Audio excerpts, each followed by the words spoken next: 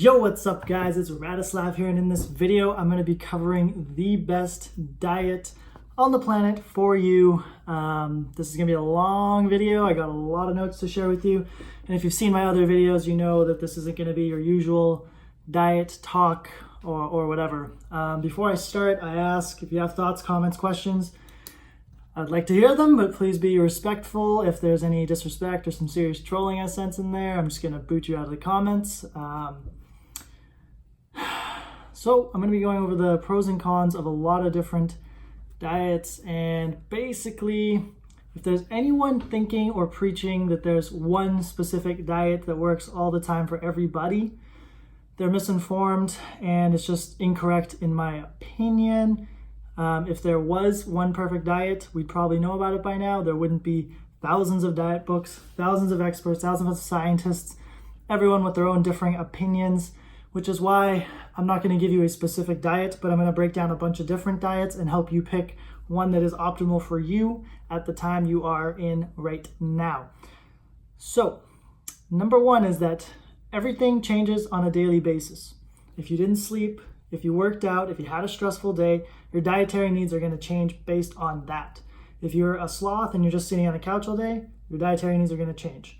And I'm not just talking about calories. Calories is a huge misconception that I'm not going to get into right now, but it really has very little to do with health or being able to tell the quality of diet. So let's say if you eat 2,000 calories, then somehow you're going to be healthy because that's the daily recommended amount. Absolute horse crap. If you're eating 1,500, 2,500, it's more what you eat versus the calories in that food and the sensation you get. Someone with your body type, your same features, doing the same thing, eating the same calories as you, eating the same foods as you, isn't going to get the same results. They might feel great and you might feel like garbage. So we'll get that out of the way. You're going to have to be flexible, and first thing to consider is your goal. Is your goal to build muscle? Is it for longevity? Are you trying to get rid of health issues? Are you trying to get rid of sensitivities? Maybe you have an autoimmune disease. Maybe you have cancer and your number one goal is to survive that. Maybe you have perfect health and you just want to get bigger. Really, diet, you have to consider the goal and why you're going to choose that diet. Next is your commitment level. I could give you theoretically the best diet for you and your body, but if you're not committed to or going to do that diet, it's kind of a useless diet. If it's too unattainable, unachievable, too far from where you are right now, it's kind of useless. Another thing too is money. If you're poor, it's kind of useless for me to preach to you, buy organics and buy the best of this, buy the best of that. If you don't have it available in your area, what are you going to do? I'm going to try to help you and address you as much as I can with this problem. And then there's time, availability, and energy. If you don't have the time to cook, if you don't have the energy to cook, and again, if the food isn't available in your area, well, that's going to make things a lot tougher. So number two, let's get into some specific diets. We'll talk keto, paleo, veganism, carnivore. They're all just isms, and following an ism is like following a religion. If it's not serving you and you keep following it and devoting yourself to it, you're just doing yourself a disservice. So let's say keto. If you're trying to eat 90% plus fat, but you're not an Inuit, you're not doing well, you have diarrhea constantly, you don't have good energy, good mental clarity, some people it works, some people it doesn't. So just following strictly keto is not good. It's about what I'll get into later into this video, choosing for yourself what actually feels good. Same thing with paleo. Do you really know what people ate 10,000 years ago? And I doubt it. It's all regional dependent, what was available, and we didn't live 10,000 years ago. We didn't have cameras there. We can't actually say for sure what they ate. Another thing is that due to a change in time, the food that we're eating now is much different than the food we were eating even 50 years ago, based on pesticides, chemicals, pollution in the air, acidic rain. Everything changes the availability. Monocropping is huge. I won't touch into that yet. Veganism, vegetarianism. I understand that you want to help the planet, help the animals. I'll get later into that on why that is kind of a fallacy and that there's actually a better option if you're trying to be animal friendly than to be vegan or vegetarian. And in my opinion, no amount of science, again, is going to prove any of these theories because we're all individual and scientists are just bought and paid for. They prostitute themselves out, whether they know it or not, because science is based on money and corporate agenda. It's not based on altruism and actually figuring out what works and what's healthy and real science. Again, feel free to disagree on me in the comments, just be respectful. But when we're talking about studies, there's so many fake things. If you look at the food industry, a company like, let's say, Kellogg's can fund 100 studies where they're trying to prove that their cereal is healthy. If on those random trials, 5 of those studies prove to be like, oh, look, our food is 100% healthy, these people got better results, but 95 of those studies didn't get good results, they get to choose what they publish. They can throw out those 95 studies that showed negative results and only submit and peer review and publish the 5 studies out of 100 that randomly got good results for the people. They can control whatever message they want. If they have a product they're trying to sell, why would they publish science that is negative or against it? Doesn't make sense.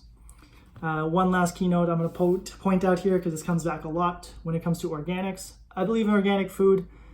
There's a lot to be said here. Check out Paul Chek's The Dirt Facts. He explains a whole ecosystem on why organics are actually really important and how they fake a lot of organic studies. So I'm going to show you 2 ways that they fake it. Number 1 is corporations will make their own organic certifying companies. So again, let's use Kellogg's for example. They make XYZ organic certifiers, and now they own that company. They can go to their crop field and certify it organic based on whatever standards they want. And now they have a certified organic product, but let's say it's not USDA level certified.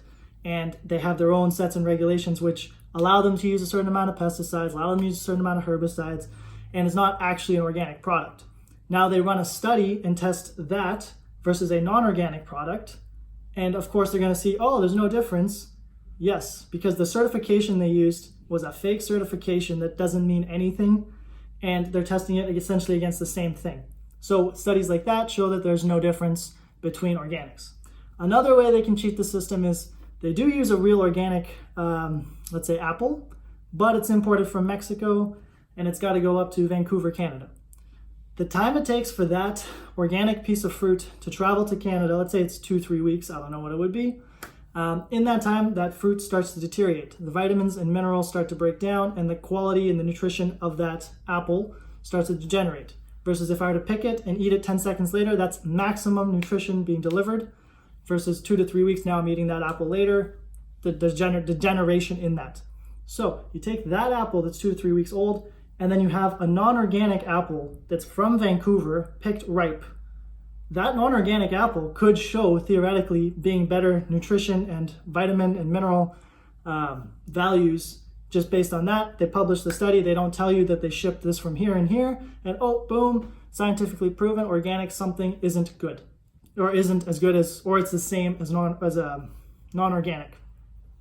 The reason this isn't true, and again, check out Paul Chek's The Dirt Facts. When you put pesticides and all those nasty things into the soil, it kills worms, it kills enzymes, it kills all the living things in there that are needed to produce quality soil. That's why they put fertilizer on things, and manure, cow shit, because it provides life and enzymes and nutrition to the soil. But if you're constantly killing that soil and destroying everything in there, it doesn't give it a chance to replenish. Same thing with monocrops and not rotating fields. A lot of agricultural land has been destroyed over the past 50 to 100 years. It's basically becoming unusable, unirrigatable, because you're just farming corn on pesticide soil, on dead soil. And what once was nutritious, i.e. let's say there was magnesium and calcium and whatever in that soil, after years of harvesting, that corn is getting it from the soil. There's nothing left in that soil. So you might be trying to eat vegetarian or vegan or just healthy and including some of that, but really there's very little nutrition in that piece of fruit or vegetable, regardless of organic or non-organic. But that's my spiel on organics. Again, feel free to comment, just be nice about it. All right. Now, we got to consider something about macronutrients, so fats, proteins, and carbs. Where you were born, your parents and their parents and genetic ability to process a certain food is going to dictate partially what you can eat. So let's say you're Mexican, you're purely descendant from Mexicans and you're natives, and That's where you've lived. So your cells, your DNA, your genetics is programmed to eat in a tropical climate. So probably fruits and vegetables are going to do well with you. If, however, you were more in the north, cold winters, had to hunt, had to eat fat and meat and protein, that's probably what you're going to do best with. Now, because of our society, airplanes, people are mixing, you can have a north and a south, a middle, east, a west, and the children are going to have both sides, and whatever's dominant is going to be harder to tell, which again, I'll get to a little later in this video. So we have to consider, keto. If you weren't in the north and your parents didn't grow up on eating a lot of fat and meat, you might not do so well on it and you might feel like crap. So carnivore is out the window. Likewise, if you weren't in a tropical area and you don't do well with fruits and vegetables, that's kind of out the window too. So you have to balance. Oh boy. One last thing I'll say about that is in terms of vegetarianism, there is a thing called an Intron length. So that's basically the length of your GI tract from mouth to anus.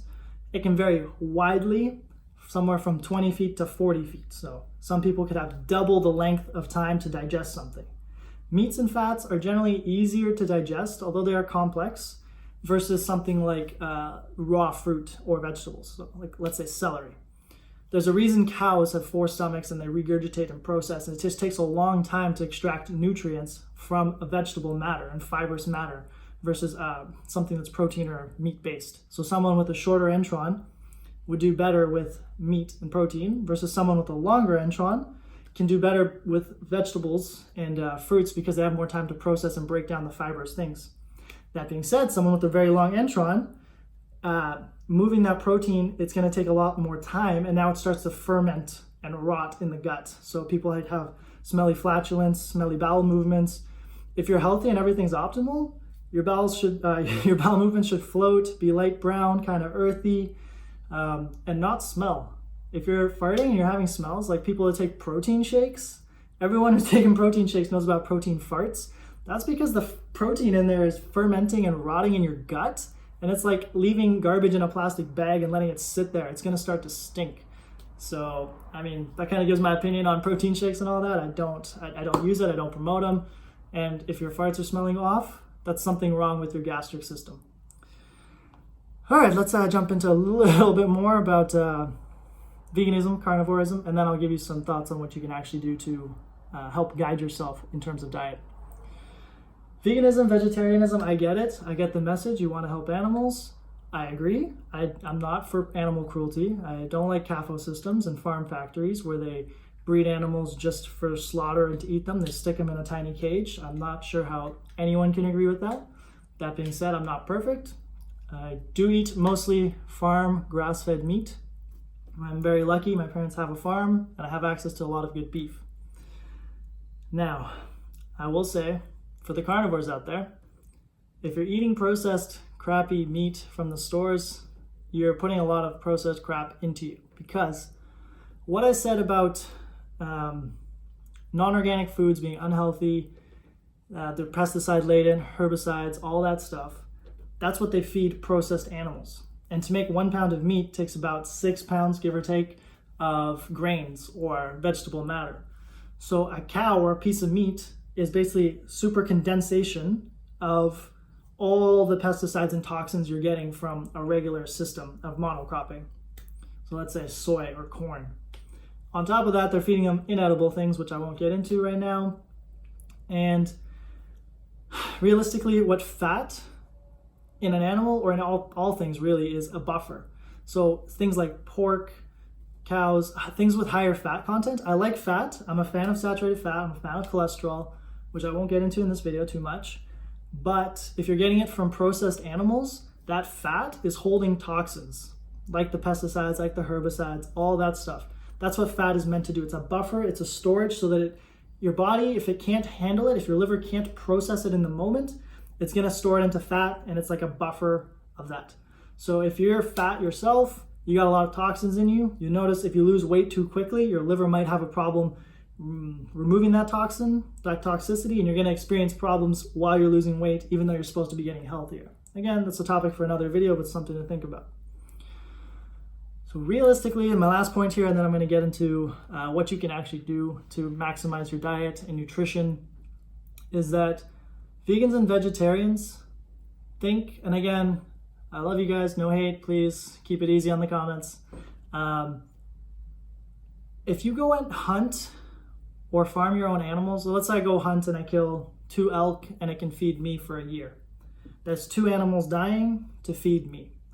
Versus eating soy, eating corn, eating any sort of vegetable or fruit that requires land to be cleared, rodenticides, pesticides, again, all that stuff. Rabbits, squirrels, wolves, all the animals that have to be displaced in order to grow your fruits and vegetables are dead. They're moved out of their habitats. Like literally thousands of animals will die just so you can have your head of lettuce and to have your soy burgers.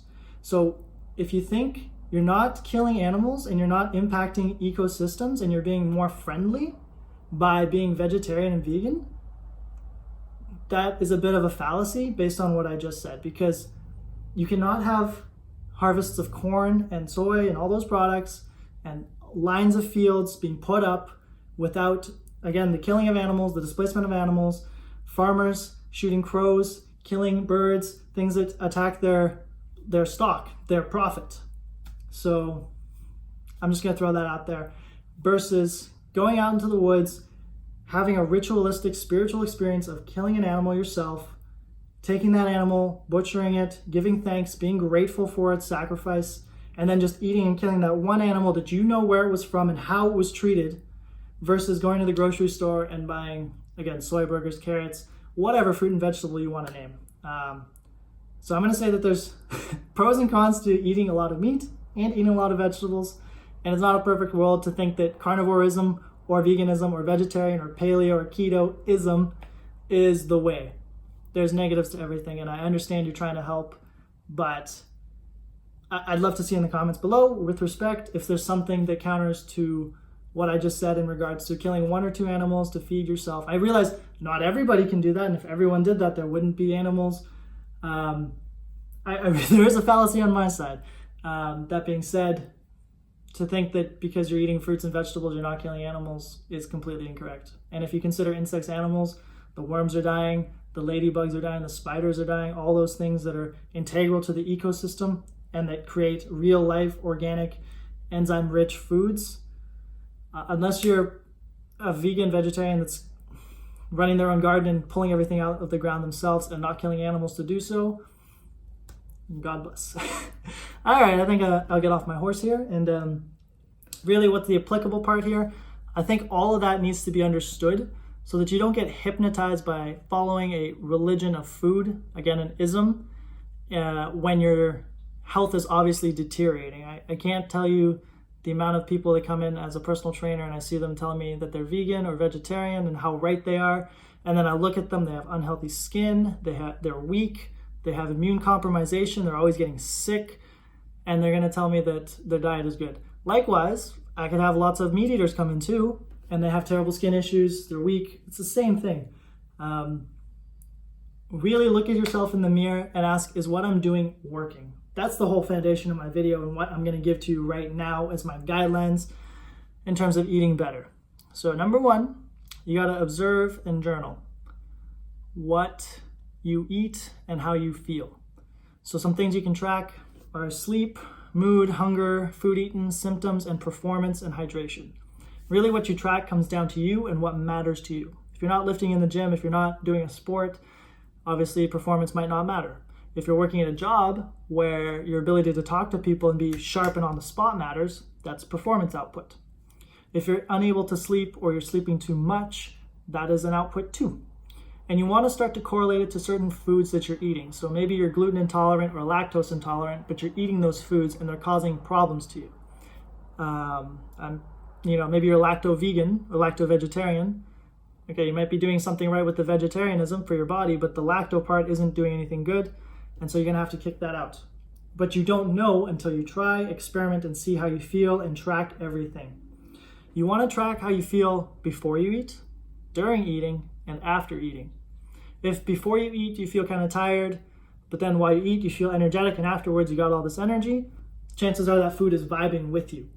If you felt very energetic before eating, and then you start feeling lethargic after eating, and you get a headache, mucus buildup, and you want to take a nap after, okay, it didn't do you so well. So for example, for me, when I have a very strong meat-based meal, I feel great and I have a lot of energy. If I have a carb-heavy meal, let's say I have a cheat day and I'm eating a whole pizza, I'm going to be sleeping for the next hour or two. I know that that meal didn't do me good and that my body's not liking the response because it's not giving me energy. It's taking energy for me to process that food versus that food giving me life energy back. Next, and equally important, you could be eating the best diet in the world. Everything is perfect. You know it. But when and how you eat that meal is going to have a huge impact on you. If you're eating under a stressful environment, your ability to digest is going to be severely inhibited. So if I'm watching a violent movie and it's causing my body stress because I'm watching that, mirror neurons in my mind are seeing violence happening, and then my brain thinks, oh gosh, I could be in violence right now. I could be dying or under attack. And when the body is under attack, let me back it up. Your body has systems to control where blood flows inside.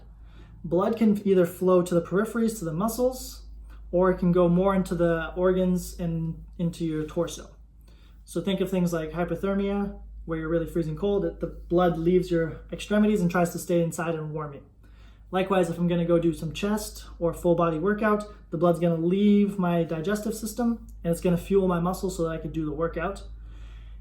If I'm in a relaxed, calm state, I don't need that much muscle in my blood, that much blood in my muscle because I'm not under stress, I'm not under perceived attack or threat. Now my digestive system can process and work much better because it has the resources it needs. It has the blood, the oxygen, the waste removal, and everything can function.